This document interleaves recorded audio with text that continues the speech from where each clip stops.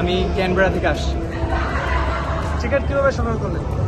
Ticket আমি সরাসরি পাইনি, তো আপনার আইসিসির একটা টিকিট রিসেলিং ওয়েবসাইট ছিল, তো ওখানে বারবার রিফ্রেশ করতে করতে হঠাৎ এক সময় টিকিট মেলা যায়, তো সেখান থেকে একটা টিকিট নিয়ে চলে আসছি। আমার বাবা মা আসছেন, তাদের সাথে একসাথে সিট পাইনি, তারা অন্যখানে। কত তো ডলার আলাদা বসছি। পাইছেন টিকিট? আমি $40 টিকিট পেয়েছি, আর আমার বাবা মা $20। বাংলাদেশের কোন গ্রামে আপনার বাড়ি? আমার গাইবান্ধায় বাড়ি, গাইবান্ধার সদর। আচ্ছা, আপনি যে লঙ্গি পরে আসলেন এটার কারণ কি?